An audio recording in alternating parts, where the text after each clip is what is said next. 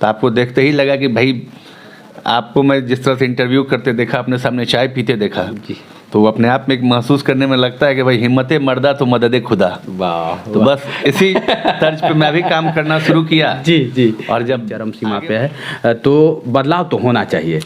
बेरोजगारी तो मुझे लगता है कि अभी सब जगह है जी, आप बिहार को कह रहे हैं, बिहार में वैसा कुछ नहीं है। बिहार में तो फिर भी लोग, यहाँ के युवा जो हैं तरह तरह का काम कर ले रहे हैं। कोई ठेला लगा देते हैं, कोई चाट फुचका, कुछ से भी प्रेरणा मिलती है कि भाई आपको देखकर एक हौसला बढ़ता है जी। कि इंसान चाह ले तो कुछ भी असंभव नहीं है। तो वो आपको देखकर मुझे फिर से आज अपने आप में एक हौसला मिला है जी। भाई एक युवा, क्योंकि मैं पहली बार जब आपको देखा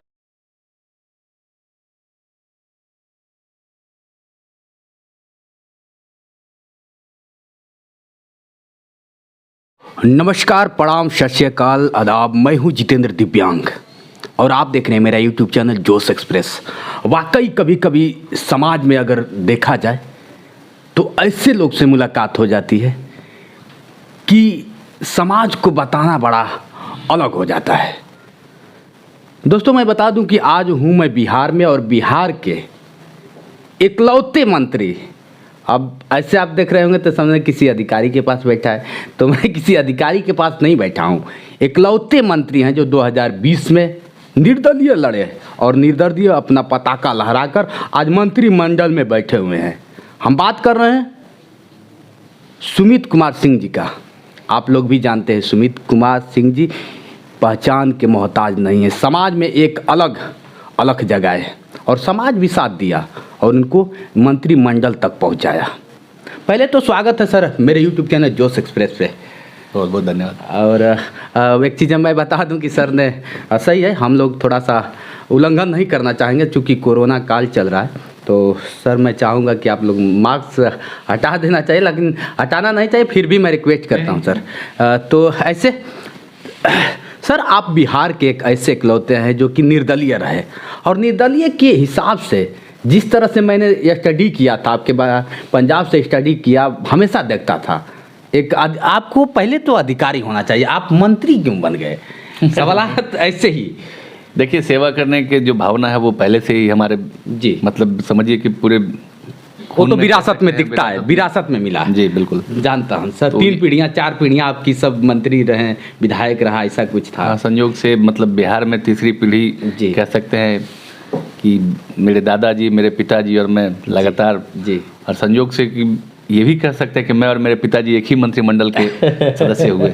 जी जी जी। अब बता दें इनको, आखिर मेरे हिसाब से अगर देखा जाए तो विज्ञान औद्योगिकी मंत्री न बन के अगर इनको समाज कल्याण मंत्री बना जाता तो बिहार की रूपरेखा निश्चित बदल जाती, जहाँ तक मेरा अनुमान है। सर ऐसा नहीं लगता है समाज में आप जैसे अगर देखा जाए कहीं ना कहीं मंत्री जो बन के आता है बड़ा अच्छा भाव रहता है, लेकिन जब से मैं मिला, जब से स्टडी किया, उसके हिसाब से आप सबसे अनुकूल हैं, सबसे अलग है। इसका राज क्या है सर? देखिए, मुझे नहीं पता कि आपने क्या महसूस किया। मैं तो जैसे कि आम इंसान रहता है, मेरे रहने का तौर तरीका इसी तरह से है और बचपन से मेरा स्वभाव भी इसी तरह से है जी। और हमारे घर वाले, हमारे जो अभिभावक रहे, उन्होंने भी हमें जो सिखाया वो यही सिखाया कि ना कोई आम है ना कोई खास है। अरे ये तो कभी भी कोई हो सकता है। जी। तो इस तरह से मतलब लग जाता है कभी कभी को कि नहीं, समाज में मैं मंत्री बन गया, विधायक बन गया, दूर से ही लोग मतलब समाज से दूर होने जाए, कौन मिलने जाएगा, इस तरह से। लेकिन आप देखा कि जितनी जनता आती है प्यार से मिलते जाते हैं, यही शायद जनता का प्यार रहा कि आपको यहाँ तक पहुँचाया है। जी बिल्कुल, इकलौता होने का यही कारण रहा है कि जनता से मैं डायरेक्ट कनेक्टेड हूँ और कनेक्टेड रहना भी चाहता हूँ, क्योंकि जनता से नहीं मिलता तो पता नहीं, मुझे मन भी नहीं लगता जी। इसलिए मैंने अपने प्रोफेशन में राजनीति चुना और मैं लोगों से मिलना जुलना ही मुझे अच्छा लगता है। हाँ सर, क्या होता है कि कभी कभी लगता है कि मंत्री हो जाने के बाद, विधायक हो जाने के बाद समाज में लोग कहते हैं कि अलग पहचान तो हो ही जाती है, लेकिन समाज को कैसे बदला जा सकता है सर अगर देखा जाए तो आपके हिसाब से? देखिए, समाज बदलने के लिए सबसे पहले लोगों को भी ये समझाना जरूरी है, उनके दिमाग में एक बात डालना जरूरी है कि मेहनत तो करना ही होगा। क्योंकि जो हमारे साथी हैं, बहुत ऐसे भी साथी हैं जिनको ये बात कहीं ना कहीं से ये चुभता होगा कि ये मंत्री बन गए तो मंत्री बनने की बात नहीं है। कहीं ना कहीं उनको लगता हो सकता है मैं उनको कम समय दे पा रहा हूँ, तो उनकी नाराज़गी या जो उनकी उम्मीद, जो उनका उम्मीद रहा वो उम्मीद तो मैं खरा नहीं उतर पा रहा हूँ। लेकिन ऐसा नहीं है कि मेरा प्यार, मेरा श्रद्धा है उनसे जो कम हो गया है। जी। मैं आज भी वही प्यार करता हूँ, और जब कभी भी कोई आए तो मैं सम्मान में कमी नहीं होने दूंगा। और मेरा सबसे पहला मैं यही चाहता हूँ कि मैं अपने क्षेत्र की जनता के मान सम्मान और स्वाभिमान के लिए अपने जान को भी न्यौछावर करना पड़ेगा, तो मैं कभी पीछे नहीं हटूंगा। अरे वाह, वाकई लगता है सर आपको आज मिलने के बाद। मैंने कभी जल्द मैं किसी मंत्री विधायक का इंटरव्यू नहीं करता हूं सर, आज पहले हमारे आप चैनल पे होंगे कि मंत्री का मतलब मैं किया हूं। वाकई जैसा मैंने आपके बारे में सोचा था वैसा आप पेश आए, इसके लिए आपको फिर से एक बार जितेंद्र धन्यवाद कहता है। और कहीं ना कहीं आप जैसे लोग रहेंगे तो फिर से भारत को सोने की चिड़िया फिर से कहा जाएगा, अगर आप जैसे लोग आ जाए तो। लेकिन करप्शन भी बहुत काफ़ी है सर, इसको कैसे रोका जाता है जा सकता है? कानून एक तरफ है, और बेरोजगारी को अगर बात ले लिया जाए तो चरम सीमा पे इस समय बेरोजगारी चल रही है। आखिर बेरोजगारी हटाया कैसे जाएगा? क्योंकि बिहार अगर देखा जाए, खासतौर से पटना की बात किया जाए तो पटना एक शिक्षा का गढ़ माना जाता है। दूर दूर से लोग यूपी, बिहार, झारखंड, दिल्ली, ऐसे बांग्लादेश से भी लोग, साउथ से भी लोग चले आते हैं। लेकिन यहाँ की चाहे पूरे भारत की सरकार बेरोजगार पे कोई सवाल नहीं कर पा रही, इसमें आप क्या कहना चाहिए? देखिए, बेरोजगारी के लिए तो पहले यहाँ पे औद्योगिक क्रांति लानी होगी जी। वो वैसे औद्योगिक क्रांति तो आपके जैसे हरियाणा, पंजाब, इन सब जगह पे है जी। लेकिन साथ ही साथ कृषि पे भी हम लोग को विशेष फोकस्ड होना पड़ेगा जी। कृषकों को हम लोग को विशेष सहायता देना पड़ेगा जी। कि वो जब तक कृषि और कृषकों का उत्थान नहीं होगा, क्योंकि भारत कृषि प्रधान देश है। जी हाँ। यहाँ की 80% आबादी जो है वो कृषि पे निर्भर करती है। जी सर। हम जैसे लोग तो मात्र 20% हैं, और 80% आबादी भले ही काम करती हो, मेहनत करती हो जी, लेकिन उनको उनका पर्याप्त ये नहीं मिल पाता। तो हम लोग को पहले कृषि पे ही थोड़ा सा ये फोकस्ड होना पड़ेगा। और कृषि के साथ साथ हम लोग ये चाहेंगे कि भाई हम लोग जो लोग हैं यहाँ के, उनको भी थोड़ा अपना जी जी। सर, आपके मंत्री बनने के बाद आपके क्षेत्र में मैं नहीं देखा, बस सुना हूँ बदलाव कुछ अलग हुआ। आपके ना रहने पे और आपके आ जाने पे क्या बदलाव हो गया है आपके क्षेत्र में? देखिए, अभी जब से मैं पिछली बार जब मैं 5 साल में विधायक रहा जी, 2010 से लेकर 2015 तक, उस वक्त भी कह लें कि मैं झारखंड मुक्ति मोर्चा जो कोई रजिस्टर्ड पार्टी यहाँ पे नहीं है बिहार में, निर्दलीय के तौर पे ही उसको ये गिना जाता है। उस वक्त भी मैं निर्दलीय जीता। दूसरा चुनाव भी मुझे संयोग से निर्दलीय ही लड़ना पड़ा जी, और तीसरा चुनाव भी मैं निर्दलीय ही लड़ा हूँ जी। ये संयोग बोलिए या मेरा दुर्भाग्य बोलिए जी कि मुझे निर्दलीय लड़ना पड़ता है जी। लेकिन वहाँ की जनता ने जो मेरे ऊपर भरोसा किया, जो साथ दिया जी, वो मैं आजीवन उसका ऋणी हूँ, और अब मेरे आगे आने वाली 7 पीढ़ी उसकी ऋणी रहेगी। अक्सर इतिहास में लिखा गया है सर कि जो अकेले चलाए वही इतिहास लिखा है। ऐसा तो नहीं कि इतिहास में कुछ अलग करके बहुत जाए। कुछ तो आपसे भी बहुत कुछ प्रेरणा लेने के लिए आपसे भी मैं जब पहली बार आपको देखा जी, तो आपको देखते ही लगा कि भाई आपको मैं जिस तरह से इंटरव्यू करते देखा, अपने सामने चाय पीते देखा जी, तो अपने आप में एक महसूस करने में लगता है कि भाई हिम्मते मर्दा तो मददे खुदा। वाह। तो बस इसी तर्ज पे मैं भी काम करना शुरू किया जी जी, और जब आगे बढ़ा तो कारवां बनता चल गया। सच सर, अकेले चल के ही इतिहास लिखा गया। आज सर अकेले चल के इतिहास लिखे हैं और अच्छा भी लगता है। और इनके मिलने के बाद मुझे कुछ अलग एहसास हुआ कि मंत्री हो तो सर जैसा, कहीं का हो, चाहे उत्तर प्रदेश हो, चाहे बिहार हो, चाहे कहीं का। सर आगे ऐसा तो नहीं कि कोई पार्टी ज्वाइन करेंगे या फिर अकेले ही चलेंगे? देखिए, मेरा विश्वास यहाँ की राजनीति से, अगर बिहार की राजनीति मैं कर रहा हूँ तो मेरा विश्वास नीतीश जी के प्रति है। पहले भी मैंने नीतीश जी को समर्थन दिया था, कुछ कारणवश हो सकता है फिर उस बार भी मैं अंत समय में कहा जाता है कि मतलब मैं कहा ना कि उसमें मैं दुर्भाग्यवश मैं पिछड़ जाता हूँ, मैं पीछे रह जाता हूँ।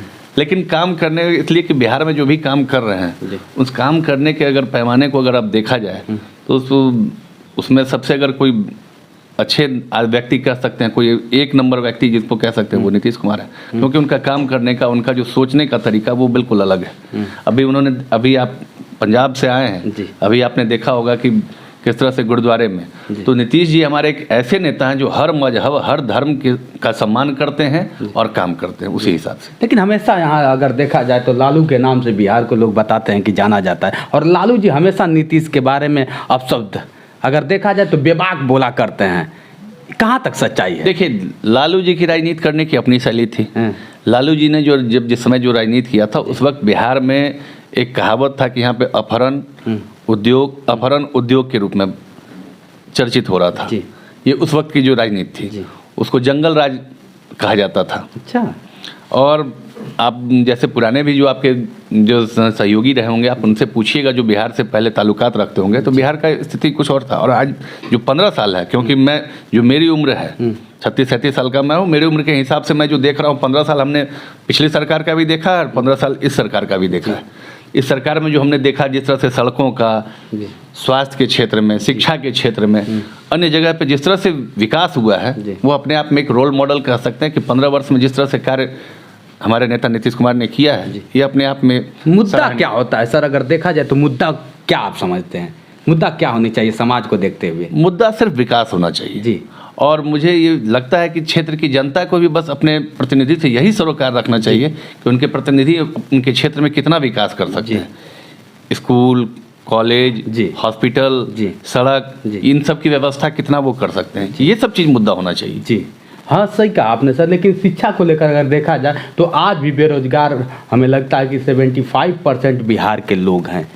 तो इसको कैसे बदला जा सकता है? आए दिन कहीं ना कहीं लोग धरना देते हैं, तो कहीं ना कहीं लोग प्रदर्शन करते हैं कि मुझे रोजगार नहीं मिल रहा है, हमारी उम्र जा रही है सर, तो अब तक वैकेंसी भी नहीं निकल पा रही। इसमें आप क्या कहना चाहेंगे? देखिए, इस पर तो मैं ये कहूँगा कि जो आंकड़ा जो आपने दिया, उस आंकड़े पे मैं नहीं जाना चाहता, मुझे आंकड़े की पूरी जानकारी नहीं है जी। लेकिन फिर भी रोजगार के अवसर तो सृजित करने ही पड़ेंगे। मैं भी युवा हूँ जी, और मैं खुद भी इन सब चीज़ों को झेल रहा हूँ, इस दंश को मैं भी झेल रहा हूँ कि हमारे जो कई साथी हैं जो कहते हैं, तो उस वक्त मैं अपने आप को बाध्य महसूस करता हूँ जी। लेकिन फिर भी सोच रहा हूँ या सोचता रहता हूँ कि किस तरह से इसको हम लोग बदले भाई, कि किस तरह से बदलाव हो जी। नहीं, जिस तरह से है बिहार में चल रहा है सर, आज भी बेरोजगारी चरम सीमा पे है, तो बदलाव तो होना चाहिए। बेरोजगारी तो मुझे लगता है कि अभी सब जगह है जी।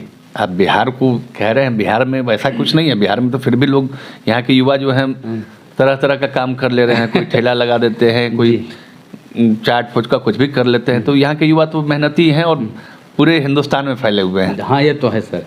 अगर बिहार के लोग देखा जाए तो हर जगह मिल जाएंगे। चलिए सर, लास्ट सवाल आपका, ज़्यादा समय नहीं लेना चाहूँगा, क्योंकि कभी कभी लगता है कि समय कभी है और समय का अभाव भी है। तो लास्ट सवाल करना चाहूँगा सर, बहुत सारा आपका मैंने वीडियो देखा, बहुत कुछ देखा, लेकिन आज हमारे जैसे पत्रकार के साथ और हमारे यूट्यूब चैनल पे आके आपको क्या कहना चाहेंगे समाज को? देखिए, मैंने कहा कि आपसे भी प्रेरणा मिलती है कि भाई आपको देखकर एक हौसला बढ़ता है कि इंसान चाह ले तो कुछ भी असंभव नहीं है।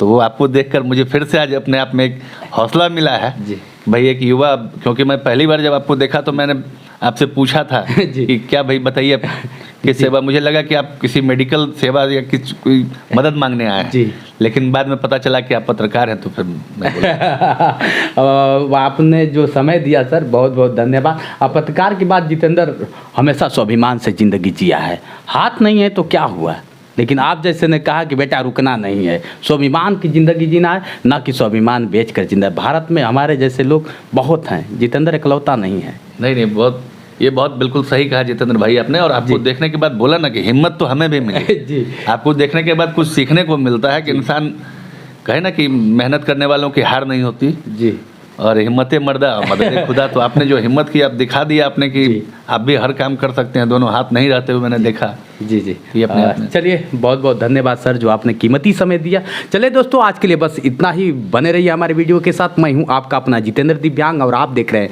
मेरा यूट्यूब चैनल जोश एक्सप्रेस। नमस्कार दोस्तों।